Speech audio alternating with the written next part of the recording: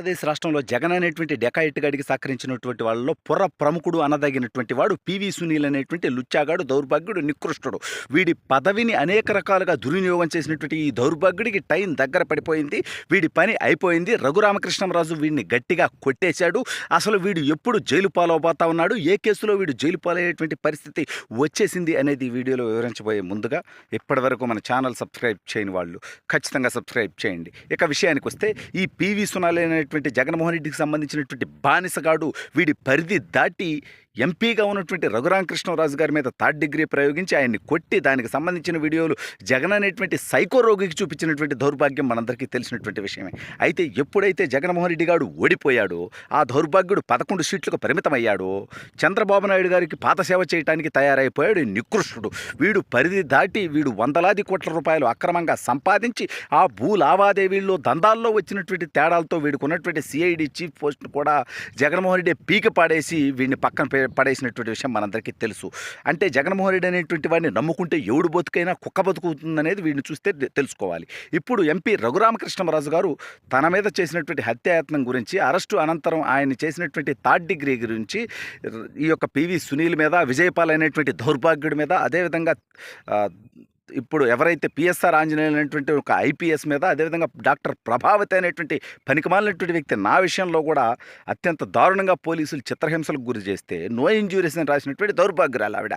మహిళ కాబట్టి అంతకంటే ఎక్కువ తిట్టలేము, ఎంత నికృష్ట పనులు చేసినప్పటికీ మహిళల మీద మన గౌరవం ఉంటుంది కాబట్టి. అయితే ఇప్పుడు పివి సునీల్ గారి మీద వాడు ఏవనగా రఘురామకృష్ణరాజు గారు ఏదైతే కేసు పెట్టారో ఆయన మీద చేసినటువంటి దాడి గురించి అది ఎఫ్ఐఆర్ నమోదు అవ్వడం జరిగింది. అయితే ఈ దౌర్భాగ్యుడు ట్విట్టర్లో అంటాడు, 3 సంవత్సరాల క్రితం సుప్రీంకోర్టే కొట్టేసినటువంటి కేసులో ఇప్పుడు ఎఫ్ఐఆర్ నమోదు చేయడం మీ విజ్ఞతగా. ఎవడు విజ్ఞత? లుచ్చా నా కొడక, నన్ను అరెస్ట్ చేసి నువ్వు కొట్టలేదు రా బాపు నా కొడక, నేను ఏం తప్పు చేశానని చెప్పి అసలు నన్ను అరెస్ట్ చేయించావురా ఎందుకు అంటే జగన్మోహన్ రెడ్డి అనేటువంటి అరాచకవాది, నికృష్టుడు, దౌర్భాగ్యుడు, కొడాలిని అనేటువంటి లుచ్చాగాడిని, వల్లభనేని వంశీ అనేటువంటి బఫూను గాడిని, ద్వారంపూడి చంద్రశేఖర్ రెడ్డి అనేటువంటి పనికిమాలిన అండి, అంబటి రాంబాబు లాంటి కామ కుక్కని, రోజా లాంటి నోటి దురద క్యాండిడేట్ని, గుడివాడ అమర్నాథ్ లాంటి పనికిమాలినటువంటి యధవని, అనిల్ కుమార్ లాంటి నోటిపారుదల దౌర్భాగ్యుడిని, వీళ్ళందరినీ వాడి చంద్రబాబు నాయుడు గారిని, లోకేష్ అన్నని ఇష్టం వచ్చినట్టుగా కారుకూతలు కూపిస్తూ ఉంటే, ఈ కారుకూతలు తప్పురా వెధవల్లారా, మేము మాట్లాడగలం, మీరు రాజకీయంగా మాట్లాడండి, విధానపరంగా మాట్లాడండి, వ్యవస్థాగతంగా మాట్లాడండి అని మాట్లాడితే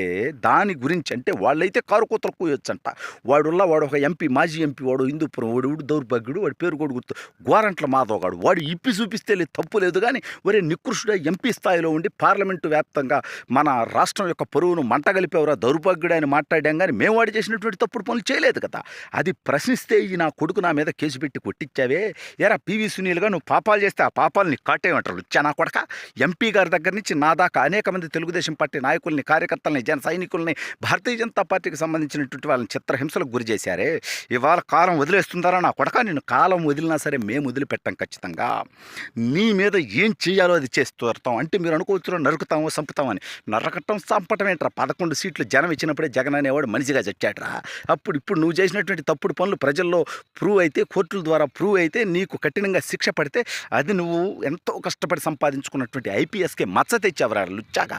దీనికి మళ్ళీ ఇందులో కులయాంగిళ్ళు, మత పిచ్చిగా కథలు తీసుకొచ్చేటువంటి ప్రయత్నం దయచేసి ఎవరు చేయొద్దు. వాడు అనేక మందిని పరిధి దాటి వాడు ఉద్యోగం అనేది మర్చిపోయి వాడు చేసినటువంటి తప్పుడు పనులు, వందలాది కోట్ల రూపాయలు వాడికి ఉన్నటువంటి అక్రమ ఆస్తుల మీద కూడా ఈ ప్రభుత్వం విచారణ చేయబోతా ఉంది. వీడి తొత్తర తీరబోతా ఉంది.